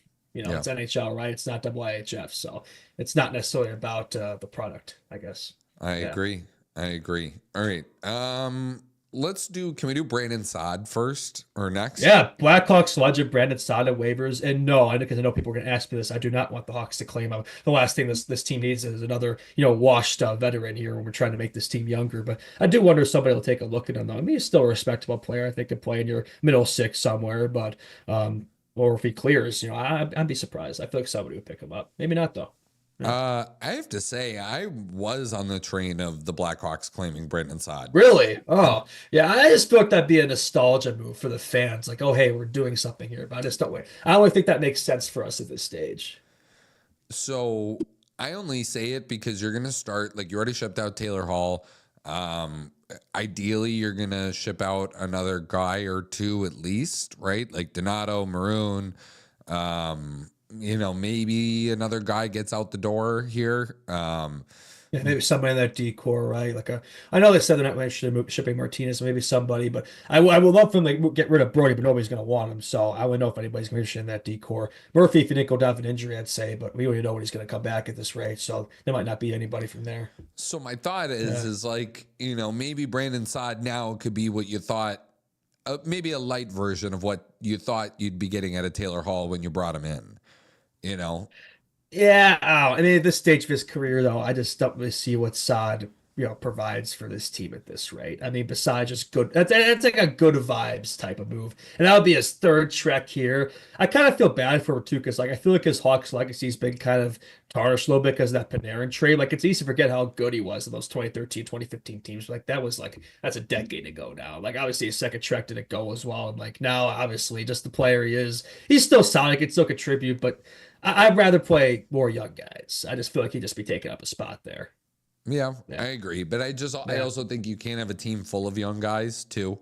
And the other thing too is he's done what a lot of, the only Stanley Cup winner in the Hawks locker room right now is Patrick Maroon, right? Yeah, Maroon, Martinez. Oh, Martinez. I'm sorry. I think that's it though. I could be wrong. Yeah. So I don't think, if you're going to ship out Maroon, probably doesn't hurt to have another guy who's won, Taylor Hall and Nick Foligno are fine, but they've never won the Stanley Cup, right? Mm-hmm. What's the farthest Nick Foligno has even gone in the playoffs? Has he even ever gotten out of the first round? I honestly don't know if he was on all those Blue Jackets team. He was on that Bruins team, obviously. Maybe we could early Sanders team he was on. I'm not sure. I don't know if he's gotten that far. No, me neither. Let's see here. The most playoff games. Yikes, he never got out of the first round with the Senators. Oh, I was onto something there. He played 10 playoff games twice with the Blue Jackets, 18, 19, 19, 20. And that's it. Yeah, that's right, because he's on that 2019 team that upset the Lightning, and then that 2020 series where they beat the Leafs and then lost to whoever it was after that. Yeah. The Bolts. Yeah. That's right, the eventual champs that year. Mm-hmm. So, I just... And he's played over 1,200 games in the NHL, and he's made out of the first round twice. That's kind of sad. Yeah, I know. So I didn't hate the idea of a Brendan Saad thing. I don't know if they were going to actually send him down to Springfield to the AHL if he actually passed through waivers, or if it was just more so to get him through waivers, see if they could get anybody to bite, right? Yeah, I mean, Saad's not an AHL player at this stage, so yeah, that probably would make a lot of sense. So I mean, yeah, for me, I expect it wouldn't cost us anything, right? You're claiming somebody, and from that standpoint, I just don't wait. Yeah, I mean, besides good vibes, I just don't think he provides. If he provides more off the ice than on at this stage, yeah. Greg Wyshynski tweeting out that Deputy Commissioner Bill Daley said that players who skip out on the Four Nations face-off will not be subject to the same penalty that players who skip the All-Star game would get, which is a 1-game suspension. So that's what I mean. It's what's the if you're a player that's who's kind of outside looking in terms of playing in this, that just provides more incentive to be maybe I'll skip this, right? Because if there's not going to be that punishment, why not, right? I mean, not going to bring the hammer down, not going to miss NHL time. Breast up. Yeah. Okay. But that's the devil's advocate. If I'm a player, I'm all over this. It's only, you could say whatever it is, but anytime you have a chance to play for your country, you do it. That's just me though. Yeah, I agree. It looks like they are going to send Brendan Saad down to the minors. Yeah. Interesting. Really? Yep. Wow. Brandon Saad AHL in 2025. That's something. That's crazy. I mean, his cap hit's only 4.5. Really? Yeah. Yeah. I mean, I'd say it's about right for now. Maybe a return to Columbus, even. Yeah. I mean, I'd rather see his return there than here. I'm a fan of Saad's, but just I think that ship has sailed. Yeah, for me. Yeah, I guess, man. I don't know. I just think there's a player there. Yeah, maybe. Yeah, they're looking to open up some space in the lineup for different players. He'd like to, Doug Armstrong wants to see get in there. Blues have lost 3 straight. They're 5 points out of the second wild card spot in the West. So, yeah, I get it. Yeah, no, I do too. I haven't really been sold on them. I mean, I think Montgomery's helpful. I never really saw a playoff team there, so I'm not really surprised of where they're at right now. I mean, they've been a little better, but nothing too special in that regard. Yeah. All right, I think we need to talk JT Miller and this Jim Rutherford Yay! interview. More Canucks talk. Woo! I The mean, drama there continues. I mean, that was great. Like the interview he did with the Globe and Mail. He basically confirmed the drama, right? Yeah. Oh, he not like he confirmed the drama. Yes. Yeah. Okay. Yeah. I'll read some of these quotes. The big thing for me was that Quinn Hughes has told him that he has no interest in sticking around for a rebuild. And he made that clear with the Globe and Mail, which is very interesting. Insane to me. Like that, I understand Quinn Hughes not wanting to stick through a rebuild, like, of course, but how did you mess this up if you're Vancouver? And that really complicates things now because, like, in terms of, like, if you're looking at a return for Pettersson Miller, obviously, you're no longer looking for picks prospects. Like, you're looking for established players there. And how does that play out, right? So that definitely complicates things for them. Yeah, so I'll read down some of these. If we're going to completely start over, that means he goes. Rutherford told the Globe and Mail on Tuesday of Quinn Hughes, who is in his second season as Canucks captain. And we'd like to figure out a way that he's here forever. Yikes, dude. I mean... Well, you can't lose him. Like, that's your team right there. He's been their team this season, by far their most valuable player. I mean, through it all the players in that squad, that core that are going through down seasons, some sort of drama. And the trade rumors, right? Like Pettersson, like Miller, even Brock Besser, somebody like that. Like, he's the one guy who stood through it all. And if anything, it's been even better this season compared to last on a worse team. So that's pretty impressive. All right, I'll read some of these quotes here. I felt for a long time that there was a solution here because everybody has worked on it, including the parties involved. This is talking about Miller and Pettersson. But it only gets resolved for a short period of time, and then it festers again. And so it certainly appears like there's not a good solution that would keep this group together. We've had those conversations, and I think the parties understand that, and I think they've tried.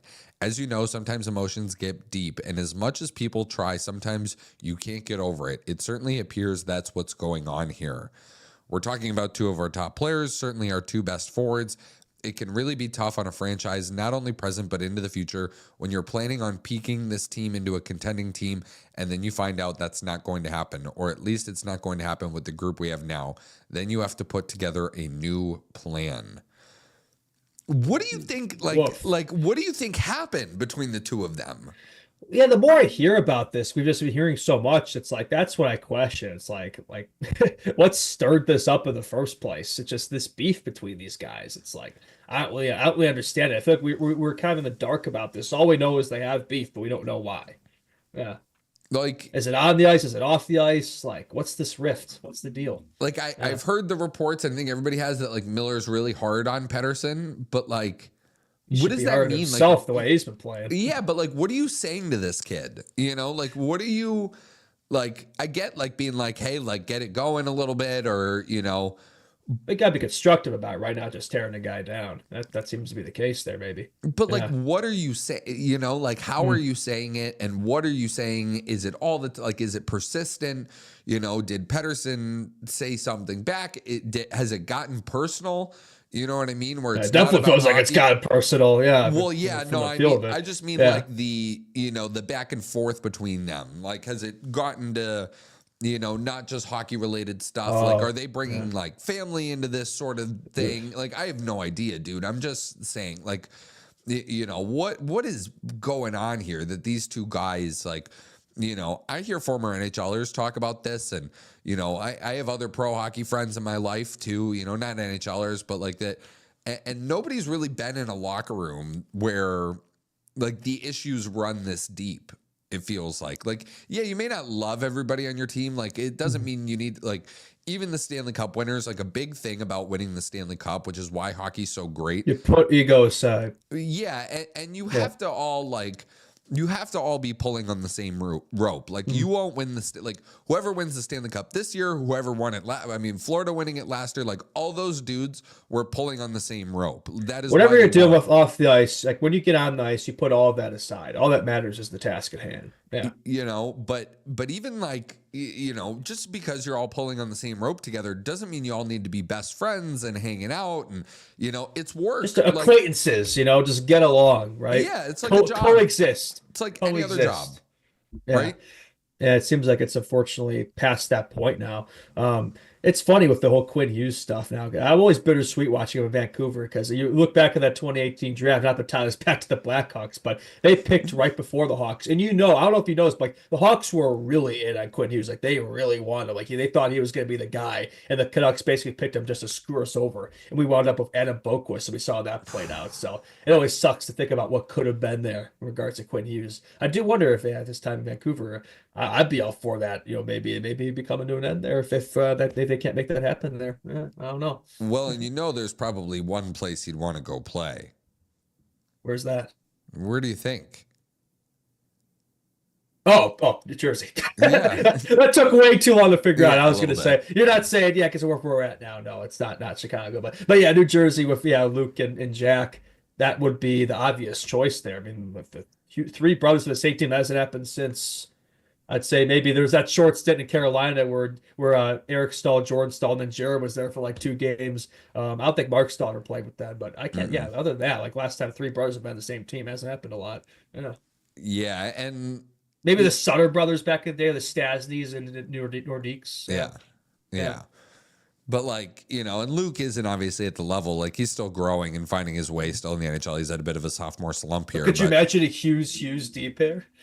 Yeah, or even spreading it out at Quinn Hughes and Dougie Hamilton. Like that's a deep pair. I know he's been playing with Philip Hronek, which has been probably one of the better guys he's played with in the NHL. I know Chris Tanev was good for him at the start, but Hronek's a bit better, but he hasn't played with a guy like Dougie Hamilton before either. Yeah, I mean a guy like Quinn Hughes, if you look at New Jersey Devils, that could be your missing piece right there, man. You add him on the team, all of a sudden, boom, your favorites. That's a guy who drives the ship right there. So, but then what do you give up though? Because your Canucks are obviously looking for established pieces here. They're not looking for. They're not obviously. Well, never mind though, because obviously at this point that would go out the window because they would have given up on that, right? Because they're moving out from Hughes, and that would be different. So they would be entering that rebuild. So who you'd probably be able to dangle if you're New Jersey, Simon Nemec, who hasn't really found his footing quite yet. They do have a few players like that. It's easy to forget, a lot of the contenders, they still have a pretty deep, you have young players there, right, for potential, but maybe aren't finding their way, guys like that. So yeah, that could be, and the return could look like that, and a bunch of draft picks. But for Hughes, that would take a lot. Yeah, you're not winning a Quinn Hughes trade, but maybe it's maybe it's Simon Nemec, maybe it's Timo Meier, maybe it's a couple of first round picks, and I know you're still coming out losers in that deal, but. Maybe it gets it if you've decided you're going into full rebuild mode here and Quinn Hughes is I want out, then you kind of got to get something for it. Yeah, no, you got that's the first big move to kind of get it going. So, but yeah, they haven't gotten to that point yet. We're speculating here, but it kind of comes down to what happens with this Pettersson Miller situation and who goes and what they get back. But it'll be definitely an interesting story to follow for sure. Yeah. And Besser too, he's been in trade talks as well. It seems like there's nobody on the team that's safe these days. It just the fall off from one year to the next is crazy. If they just win that game 7, if Demko doesn't get hurt, how does alternate history transpire? We'll never know.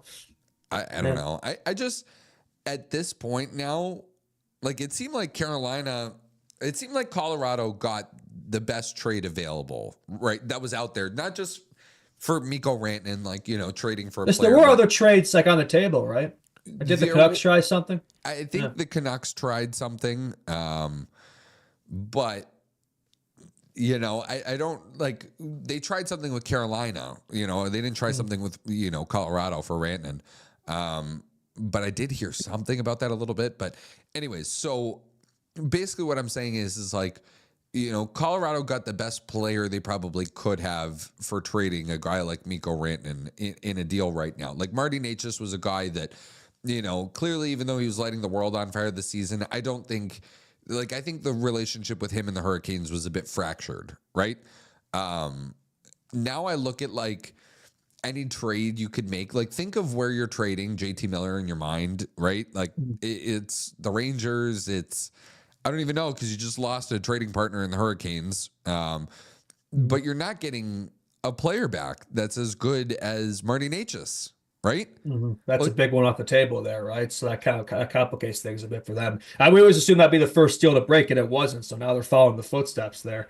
Yeah, I think they'll probably look at that trade as kind of something to follow, right? yeah, and Yeah. if you got Besser leave, like Besser seems as good as gone. Like whether they hang on to him, like, or they trade him at the deadline, or they keep him and he walks in free agency, he doesn't seem like he's sticking around there. And I don't even think Vancouver wants to sign him long term. So, I mean, I think this thing is heading towards rebuild territory more quickly than we thought. Yeah, you're more on that train. Yeah, like you're convinced. Yeah, well, it could be. It could be. Well, be right. I mean, And do you that's think just there's anybody out there that they can get in return for a Miller that? that would make it worthwhile like that. I'm sure. I mean, I'm sure there is, but I couldn't think of it off the top of my head. Yeah, Like, unless you trade Pedersen to Buffalo for Cousins and Byram, and they that both could be a good deal. they both hit. You know what I mean? Like Dylan Cousins needs to step up his game, and so does Bowen Byram. Then you're looking at this like, okay, Vancouver kind of stayed the same. Like maybe they didn't get better, but they didn't get worse, right? Yeah, I mean, both those guys, I think, had more potential than they've shown, right? I remember that dominant performance Cousins had the World Juniors a few years back, and he had that breakout season of the Sabres. It's kind of come back down to earth, but even the World Championships, man, he was so good for Canada last year. So he clearly has more in his game there. Maybe it's just a Buffalo problem, right? They tend to have that effect on players, and then they move on and become studs elsewhere. Cousins could be that type of guy. Byram, I think injuries have plagued him, but I still feel like there's more to his game as well. So I remember that was a guy back in 2019 I wanted the Hawks to take, but we took Doc as well, but unfortunately, but that's the way that goes. Agreed. Yeah. All right. What else we got here? Anything, as Well, Hall, Rantanen both. Well, I think we kind of talked about this already, but yeah, they both got their first points at the Canes there. I think they beat the Rangers. What was it, 4-0 last night or something? Yep. Yeah. So good for them there. I'm sure they'll have plenty more points to follow. They play the Hawks, but yeah, we talked about that. Let's see. Oh, Drew Doughty making his season debut tonight against the Panthers. Yeah, no, so I mean that's good for the Kings for sure. Definitely been missing him. So I mean the fact they've had the season, without him has been impressive. But it should be interesting to see how he looks, right? The fact that he's been out all season, right? What does he look like? Is he close to the Drew Dye that we know? I mean, his age, right? This could be maybe a start of decline there, but maybe not. We'll see. Maybe the Canada looks in for the 4 Nations. Maybe we'll see. Yeah, part of they do need to replace. Yeah. Yeah, sorry to cut you off. I just was saying part of 5 games around the National Hockey League tonight. The Florida Panthers are in, or no, the Panthers are off their road swing. Sorry. It's been a weird day podcasting. Sorry. We kicked off this giveaway. We were clipping earlier this morning. We were fixing some mistakes and my mind's like kind of out of it. I'm not really, I'm not on my A game today. So I apologize to everybody else. Yeah, And I don't have a couple a things here. to get to. Yeah. Before we get to the games coming up, Yeah, Sharks finally broke their losing streak. They had a 6-game losing streak going. They broke it. Celebrini, that guy, over a winner against the Penguins there. Penguins too, like it's fine. I think he talked about the Monday show, like what if they lose to like the Sharks tonight, like what a disaster that would be. And they did. It's like it seems like of the teams in the NHL, like they're one of the teams probably in the worst positions now. But Crosby shut down rumors, like he seems very intent, like no, I'm staying here, right? Because he has been in talks, right? I think it was probably nonsense, right? Maybe just trying to. I know Spezzo has been on the train for a while there, Kevin Weeks as well, but no, he seems pretty intent on staying in. Pittsburgh land. He just inked an extension there, so that makes sense. But kind of setting himself up for maybe not quite the exit he expected though. There, I mean, I don't know if he's going to be seeing the playoffs there anytime soon in Pittsburgh, unless they're really bad next season and they land Gavin McKenna. Well, maybe that could be what spurs them around there. I'm kind of it wouldn't shock me if that happened there, but. Penguins always seems to happen to them, right? They get the first with Lemieux, and then they get it with Crosby. They always seem to land that next generational piece there. It just always works out for them. I'm saying I'm complaining about that like I'm not a Blackhawks fan there, but yeah. Yeah, I don't know. I had a buddy who was at that game, and he's a Penguins guy. He's close with a few members of the team, so he was like traveling with them out west, and so he's at the game and. Snaps the picture of, I don't know, my phone died, but he sent us a picture right before puck drop, and it's like literally right before the puck drops, and it's Celebrini and Sidney Crosby taking the face off, and it's like the meme that's like the time is now, old man. Oh yeah, the future is now. It was like when Bedard made his debut last year against Crosby too. He thinks he's him, but yeah, no, passing of a torch for sure. Yeah, Penguins are a mess. They're in Utah tonight to take on the Club. I would favor Utah there. Yeah. The same Canucks that we were musing about earlier. The big one tonight, honestly, you know, I know they're in Nashville taking on the Preds, like it's like a bottom dweller, but it's kind of how I feel about the Penguins going into San Jose. Like, if you're the Canucks, that's a must gotta win that game. Like, if you lose that game, that's embarrassing.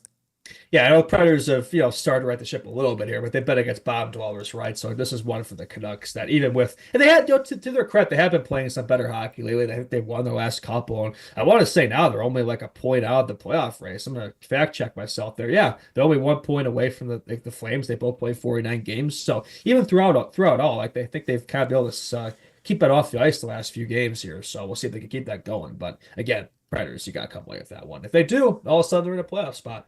Don't you feel like the way these guys talk about this and like the whole narrative about Vancouver and around them, it feels like they're like 12 points out of the playoffs, but they're really one. That's the thing. They're not. They're still through it all. They're still in this race, right? Like we liked another example of that in the Eastern Conference. Like we like to dog on the Rangers all the time, but they're only 3 points out, right? Like a lot of these, like that just goes to show how close the race is this year in both conferences. Like the parity of the league this year has been unreal. Like there's a couple really strong teams, a couple ass teams that one of them we covered, but like there's a lot of teams in that middle ground, right? Not a lot of separation, so that's good to see. Game of the night tonight is probably Wild Maple Leafs. Oh well, yeah, you would. Well, I mean, you're probably actually right about that. I was gonna say because you're a Leafs guy, but look at these. This is the game of the night, dude. Look at these other matchups. They honestly don't really do it for me. So yeah, I would probably agree with that. Although Flyers Devils, didn't they play the other night? And there's been a lot of that lately. They played on Monday. They speed bagged the Devils. They went up 3-0. Yeah. And it ended up being a 4-2 final, but they were, it wasn't really that close.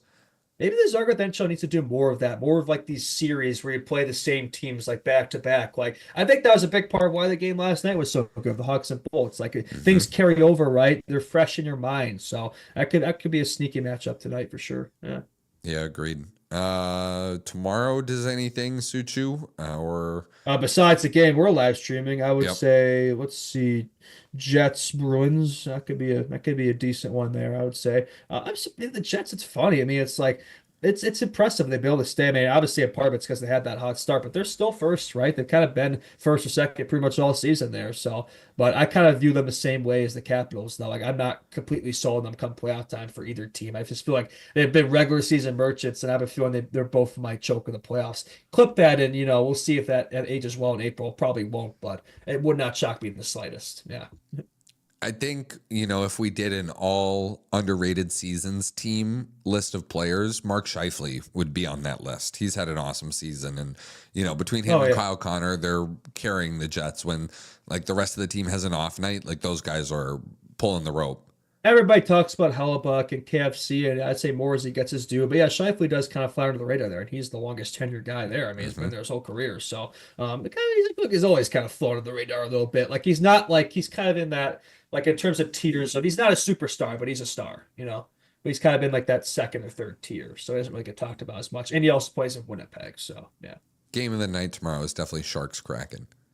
Nope. Oh yeah, that's an absolute barn burner there. Yeah, no. Red Wings Oilers, that's I like that one. Although it sounds like Kane might be out again. He's been out for a little bit here of some sort of upper body injury. So I'm not loving that. They haven't announced what it is. Some sort of, I think, upper body injury or something. He's on IR right now. That could be anything though. Yeah, of him, it's like just his situation. Like who knows? But hopefully he's back soon. But like I'm definitely not tuning into as much Red Wings hockey when Kaner's not. But it's not just him. Like they've been pretty banged up lately. But Marco Castor's been playing some pretty good hockey film lately. Yeah. Did you see the 31-year-old guy Dominic Shine make his NHL debut the other night for That's them? right. That was I was super thinking cool. about that. Like that's got to be up there for oldest debuts in the NHL. You don't see a lot of 30-plus-year-olds making debuts like that. That's pretty cool. That he's worked his way up like that. Just to stay with it, right? Stay in the grind. You'll get rewarded for it. Yeah, and he went to Northern Michigan for 4 years and then spent 9 seasons with the Grand Rapids Griffins. And he's always been in Michigan. Yeah, he's like a local Detroit metro area kid. Sens Capitals going down at CTC Canadian Tire Center in Ottawa. That should be a good one too. Jacob Chikrin returns to Ottawa. Looking forward to that one. That's probably one of the better games of the night too. Yeah, I would say. I mean, I'd say of the teams that break through in the, I'd say the Senators are probably the most likely of those teams who always discussed. They probably stay where they are, right? And be that team that makes that push to the playoffs. I think the Red Wings have been a little up and down. They've been better under McClellan, but I'm still not really sold them as a playoff team. And yeah, the Sabres, they're a dumpster fire last in the Eastern Conference. So I'd say the Senators have proven to be, of those three teams that we always discuss, they've been the ones to kind of break through here, it appears. Yeah. Nico Hischier is also week to week for the Devils because of an upper body injury. So took a high cross check late in the second period of their win against the Montreal Canadiens on Saturday. Didn't play Monday against the Philadelphia Flyers. He didn't play the rest of the game against the Canadiens after that. But that's it. So he leads the Devils with 24 goals in 51 games and is second in amongst their forwards in ice time to, I assume, Jack Hughes. But you know, for a team that's already missing Jacob Markstrom too, that's a quietly banged up hockey team. Yeah, no, just gotta chug along and get through it, right? But yeah, not ideal, but good teams are able to win even when a lot of their best players are out, right? Yeah. Very true. Charlie McAvoy possibly could make his return tomorrow night in that game against the Jets. For the Bruins, he's missed 7 games with an upper body injury. I know I'm doing that defense without McAvoy is rough. Yeah, Yikes. dude, you got like Mason Lowry and Parker Wotherspoon letting JJ Peterka blow right by you, and you don't even look at it. It's crazy, dude. Yeah, no wonder they gave up a touchdown. Jeez. Yeah, pretty tough. All right, and I guess here Linus Ullmark could make a return soon, maybe this week. So that could be good news both for the Ottawa Senators and for Team Sweden at the Four Nations face-off if Ullmark is able to return to healthy capabilities. Otherwise, we might be talking about Arvid Soderblom on the Four Nations face-off roster. Could you imagine that? Soderblom of the Four Nations and no Connor Bedard. Could you imagine saying that sentence last season? Most insane. No, I could not. Unreal. Yeah, that's no disrespect to Connor Bedard. He's been fine. It's just, Canada doesn't know how to make a roster, and Soderblom's just had an insane comeback tour here. So who would have thought both of those things would occur? Yeah. Canada's got a blue line spot open, and you got Mackenzie Weegar and Drew Doughty, but of course, they're going to go with Evan Bouchard. Evan Bouchard. Oh, please do. Please do. And people say, "Oh, but his numbers, he can't play defense too. Like he's a 4-4, he's a rover out there." Yep. There used to be that position rover back in like when hockey first started. Just that's what Bouchard is. Yep. Yeah. Yeah, he is certainly a rover. All right, you got anything else? No, not really. I think just excited for this giveaway and for tomorrow too. I think just Hawks Carolina, a lot to look forward to in that game. A lot of storylines to follow. I'm sure Lee will do a splendid job in his live stream as he picks up the slack a little bit that we've been carrying over here. But he'll do his due. He always does those live streams to his credit. Oh, so, dude, I know my shoulders are hurting over here. I got some shoulder pain, a little back pain from. Yeah, and then we'll be back for the post game, and hopefully it'll be a good one. The live streams tend to be good games, so that I'm at least expecting. Yeah. Yeah, no, it'll be fun. All right, like Justin said, live stream tomorrow against the Carolina Hurricanes. Our giveaway is live. Thank you to everybody who's already entered the giveaway. It ends Sunday at 11:59 p.m. Central Time. So be on the lookout for that. I almost said Eastern Time, but it's Central Time. So if you're on Eastern, you get a bonus hour to enter the giveaway. But thanks to everybody that's already, we've got like 80 people who have entered already. So keep on entering, tell your friends about it, share it on your social media. It's 4 tickets, right? So frankly, like you only get 1 entry per person, but if you and your buddies all agree that you're going to take each other to the game, if you win it, you could get up to 4 entries, right? 100 level tickets against the Edmonton Oilers, Connor versus Connor. Like, how could you not? Like, it's free. Like, just do it. You know? Yeah. Yeah. And remember, live show at Midwest Coast Brewing March 5th on Wednesday. It's a Wednesday. It's not this coming Wednesday, but Wednesday, March 5th, Midwest Coast Brewing. RSVP link is in the description of the episode. So, it is Wednesday, my dudes. It is Wednesday, my dudes. That's how we have to open up the live show. Hump day. Yeah. It's Wednesday, my dudes. That's such a crazy commercial. Yeah, no, that was, we used to say that all the time back in grade school. That was always a running gag. Yeah.